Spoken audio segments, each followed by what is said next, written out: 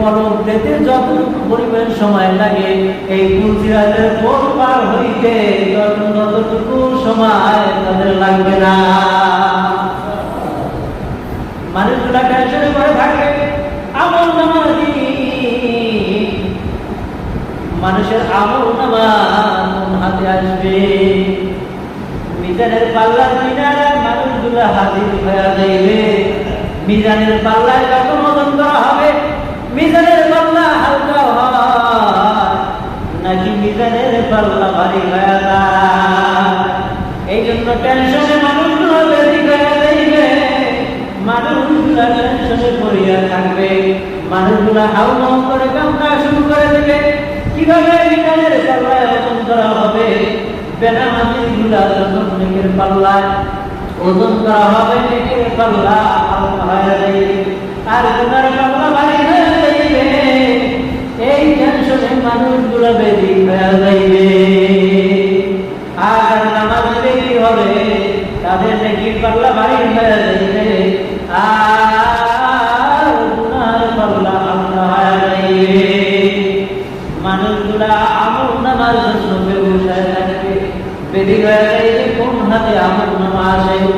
আমার আমল নামা সামনের দিক থেকে ডান হাতে আসে কিনা না জানি। আমার আমল নামা পিছন দিক থেকে বাম হাতে চলে আসে। যদি আমার আমল নামা ডান হাতে চলে আসে, আমার স্থান হবে জান্নাত। আর পিছন দিক থেকে যদি আমার আমল নামা বাম হাতে আসে, তাহলে আমার স্থান হবে জাহান্নাম। এই টেনশনে মানুষগুলা বেশি হয়ে যাইবে। ও আয়েশা, কেউ একে অপরের দিকে তাকানোর কোনো সুযোগ পাবে না।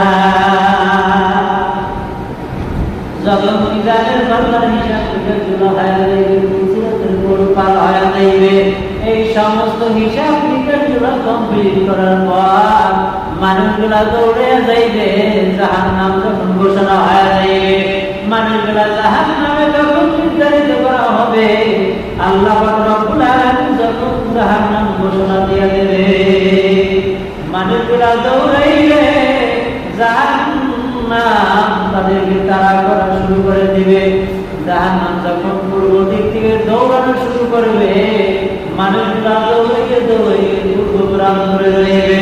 পূর্ব প্রান্ত থেকে যখন জাহান্নামকে সরিয়ে ফেলাইবে, মানুষগুলা দৌড়াইতে দৌড়াইতে দক্ষিণ প্রান্তরে চলিয়া যাইবে। আবার যখন জাহান্নাম দক্ষিণ প্রান্ত থেকে যখন তারা দিবে, ওই মানুষগুলা দৌড়াইতে দৌড়াইতে উত্তর প্রান্তরে চলে যাইবে। উত্তর প্রান্ত থেকে আবার যখন মধ্যবর্তী স্থানে চলে আসবে, মানুষগুলা টেনশনে পড়িয়া থাকবে। কি উপায়, কি উপায়, নফসি নফসি বলে কান্না শুরু করবে। ইয়া নফসি বলে কান্না শুরু করবে। আমরা কিভাবে বাঁচবো জাহান্নামের আগুন থেকে? আমরা নামাজ পড়ি না, দুনিয়ার খেল তামাশা করে থাকি, তাসা আড্ডায় করে থাকি, টিভি সিনেমায় করে থাকি, দুনিয়ার কাজ কর্মের ভিতরে লিপ্ত হয়ে থাকি, নামাজ আদায় করি না।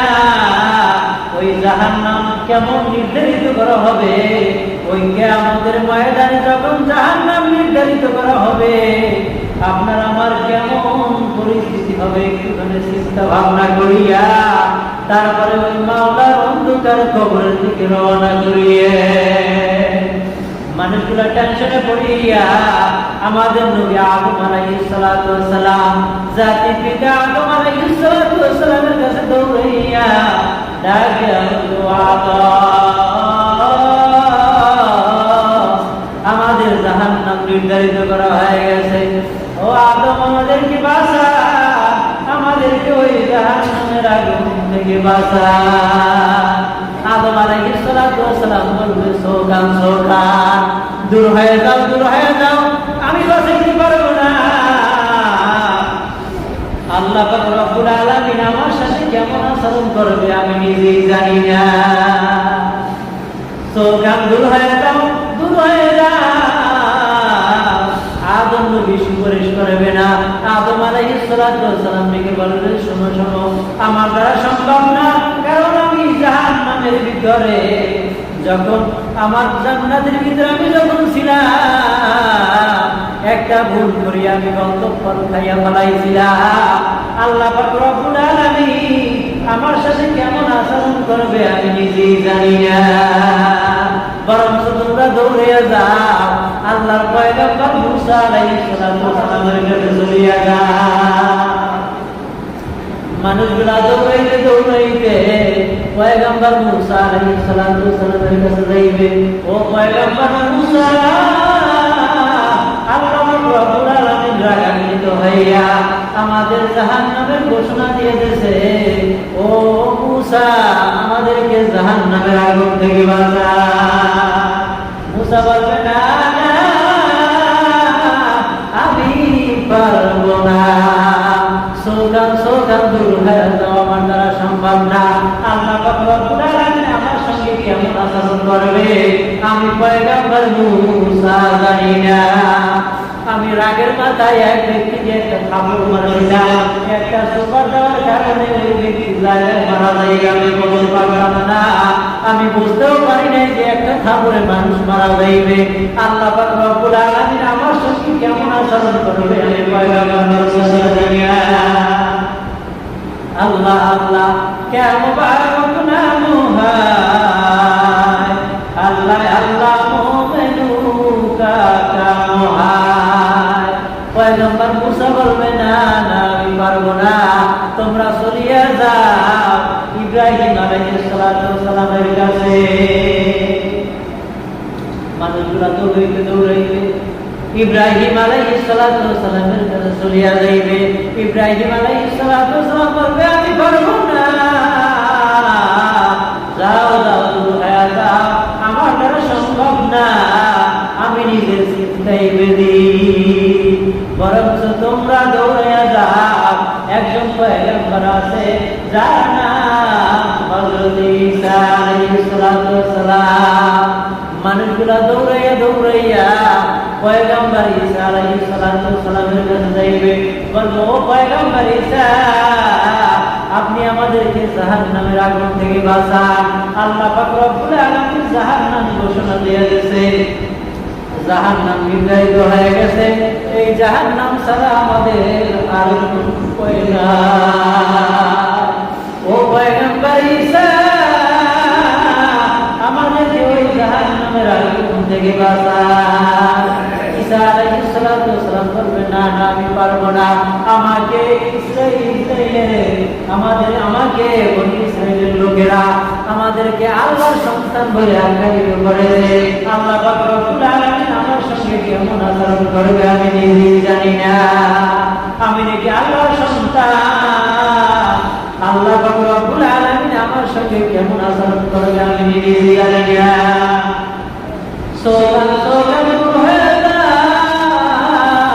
আমি পারবো না, আমি পারবো না। তাহলে আমরা কার কাছে যাব?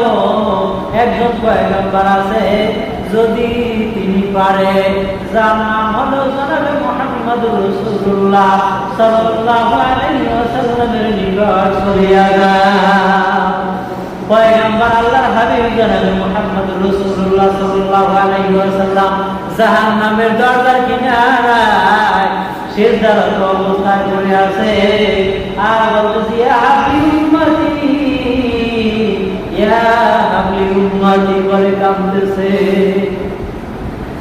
মানুষগুলা দৌড়াইয়া দৌড়াইয়া আল্লাহর হাবিব জনাবে মুহাম্মদুর রাসূলুল্লাহ সাল্লাল্লাহু আলাইহি ওয়াসাল্লামের নিকট চলিয়া যাইবে। বলবো, ও আল্লাহর হাবিব, ও পয়গম্বর, আল্লাহ পাক রব্বুল আলামিন আমাদেরকে জাহান্নামের ঘোষণা দিয়েছে। ও পয়গম্বর, আমাকে দোজখের আগুন থেকে বাঁচান। আল্লাহর হাবিব জনাবে মুহাম্মদুর রাসূলুল্লাহ সাল্লাল্লাহু আলাইহি ওয়াসাল্লাম মাথা থেকে সিজদা থেকে মাথাটা উঠাইয়া আল্লাহ পাক রব্বুল আলামিনকে ডেকে বলল, ও আল্লাহর পয়গম্বর, আপনি সিজদা থেকে মাথা উঠান। আল্লাহর হাবিব জনাবে মুহাম্মদুর রাসূলুল্লাহ সাল্লাল্লাহু আলাইহি ওয়াসাল্লাম আল্লাহকে ডেকে বলল, আল্লাহ আপনি আমার উম্মতদেরকে মাফ করে দেন, আমার উম্মতদেরকে জাহান্নামের আগুন থেকে মুক্তি দিয়া দেন। কথা শুনবে না। দ্বিতীয়বার আবার যখন আল্লাহ পাক রব্বুল আলামিনের কাছে বললেন, আল্লাহ শোনে না। তৃতীয়বার পয়গম্বরের কথা শুনে না। এবার আল্লাহর হাবিব জনাবে মুহাম্মদুর রাসূলুল্লাহ সাল্লাল্লাহু আলাইহি ওয়াসাল্লাম উম্মতদেরকে ডাকিয়ে বললেন, ও আমার উম্মতেরা, তাড়াতাড়ি আমার সঙ্গে দৌড় দেওয়া শুরু করে দাও। জাহান্নামের দিকে যখন আল্লাহর হাবিব জনাবে মুহাম্মদুর রাসূলুল্লাহ সাল্লাল্লাহু আলাইহি ওয়াসাল্লাম দৌড় দেওয়া শুরু করলেন, আল্লাহ পাক রব্বুল আলামিনের ফেরেশতারা ডেকে বলে, ও আল্লাহর পয়গম্বর, আল্লাহ আপনার হাবিবকে বাঁচান, আল্লাহ আপনার হাবিবকে থামান। আপনার হাবিব যদি রাগান্বিত হইয়া এই জাহান্নামের ভিতরে যদি পড়িয়া যায়, এই জাহান্নামের আগুন যদি নিভিয়া যায়, আর কোনদিন জাহান্নামের আগুন আর জ্বলবে না। আল্লাহর হাবিবকে ডাক দেওয়া হলো, পয়গম্বর আপনি থামেন, আপনি থামেন, আপনি থামেন। আপনার উম্মতের তার সরিষা পরিমাণও যদি একটা আমল থাকে, আপনার উম্মতদেরকে বাঁচিয়া বাঁচিয়া টানিয়া টানিয়া জাহান্নামের থেকে আপনি জান্নাতের দিকে নিয়ে যান। আমরা সেই পরিস্থিতির ভিতরে আমরা পড়ব কি পড়ব না? কবরে যাওয়া লাগবে কি লাগবে না? হাসরের দিন ওঠা লাগবে কি লাগবে না? মিজানের দিন আপনার আমার আমল নামার ভিতরে হিসাব নিকাশ হবে কি হবে না? ফুলসিরাতের কোন পার হওয়া লাগবে কি লাগবে না? কিয়ামতের ময়দানে মানুষগুলা জাহান্নাম যখন নির্ধারিত হয়ে যাইবে, আপনি আমি জাহান্নামের আযাবগুলো ভোগ করার পর কিয়ামতের ময়দানে সবাই একত্রিত হয়ে উঠবো কি উঠবো না? জাহান্নাম যখন নির্ধারিত করা হবে, ওই কঠিন মুসিবতের সময় আপনি আমি পার হওয়ার জন্য দৌড়াইতে থাকবো। এই কঠিন পরিস্থিতিগুলো আপনার আমার সবার হবে কি হবে না? এই জন্য এত কষ্ট না করিয়া আমরা মৃত্যুর পরে কবর থেকে শান্তিতে দিন পার করতে চাই না। রাজি আছেন ইনশাআল্লাহ? কারা কারা এই দুনিয়াতে থাকা অবস্থায় মৃত্যুর পরে কবরে যাইয়া, আমরা প্রথমে কবরে যাইয়া আমরা জান্নাতের আশা চাই কি চাই না? কারা কারা দিয়েছেন আগে আল্লাহকে দেখাইবে। আল্লাহ যারা হাত লাগাইলো এরা যেন মৃত্যুর পরে কবরে যাওয়ার সঙ্গে সঙ্গে কবরটা জান্নাতের বাগান হয়ে যায়। আর ওই কিয়ামতের ময়দানে আপনার আমার জন্য বিনে হিসাবে আল্লাহ পাক রব্বুল আলামিন জান্নাত নির্ধারিত করে দেয়। আল্লাহ পাক রব্বুল আলামিন যেন সেই তৌফিক আমাদেরকে দান করেন। এই জন্য কঠিন মুসিবতের সময় কিয়ামতের ময়দানে আপনার আমার জন্য যেন নাজাতের জন্য সুপারিশ করা যেন না লাগে। আমরা সেইটা চাই কি চাই না? মৃত্যুর পরে কবরে যাইয়া যদি হিসাব নিকাশগুলো সহজ হয়ে যায়, এমন ঘুম দিবে, অনেকের বাবা দাদা চলে গেছে কি যায় না? বছরের পর বছর চলে যাইতেছে। হ্যাঁ, যাইতেছে কিনা? আদম আলাইহিস সালাম থেকে শুরু করে আজ পর্যন্ত আমাদের পিতা মাতা প্রত্যেকের চলে গেছে কি যায় না? তাহলে আদম আলাইহিস সালাম থেকে শুরু করে আজ পর্যন্ত কিয়ামত এখন পর্যন্ত শুরু হয়েছে, তাহলে তারা কবরে আসে না? চিন্তা করেন, যদি ভালো কাজ করে যাওয়া যায়, কিয়ামত কবে হবে কারো জানে না। কিন্তু ওই মুহাম্মদ সাল্লাল্লাহু আলাইহি ওয়াসাল্লাম থেকে শুরু করে আদম আলাইহিস সালাম থেকে শুরু করে আজ পর্যন্ত যত মানুষগুলো চলে গেছে, যদি নেক আমল করে যাওয়া যায়, কবরে রাখার সঙ্গে সঙ্গে ওই এমন ঘুম কবরের ভিতরে দেবে, কিয়ামতের ময়দানে এক ঘুমে তারা কিয়ামতের ময়দানে উঠিত হবে। আর দেখেন, তারা যে এমন নেককার করে কবরে চলে গেছে, তারা এমন ভাবে ঘুমাইতেছে, আপনি আমি দেখতেছি যে ওই কবে ঘুমাইছে, এখন পর্যন্ত কিয়ামত শুরু হয় নাই। কিন্তু ওই নেককারদের দিনটা হবে কেমন? আমরা যে আসলে জুমার দিন 2 রাকাত ফরজ নামাজ আদায় করবো, এই 2 রাকাত নামাজ আদায় করতে যতটুকু পরিমাণ সময় লাগে, ওই আদম আলাইহিস সালাম থেকে শুরু করে কিয়ামত পর্যন্ত এই যত সময় দুনিয়াতে কাটিয়ে যাইবে, কিন্তু মৃত্যুর পরে এই 2 রাকাত নামাজ আদায় করতে যতটুকু পরিমাণ সময় লাগে, তার চাইতেও কম সময় তাদের কাছে মনে হয়। তাহলে আমরা নেক আমল করে এই সময়টুকু চাই কি চাই না? আর যদি নেক আমল করে যদি যাইতে না পারি,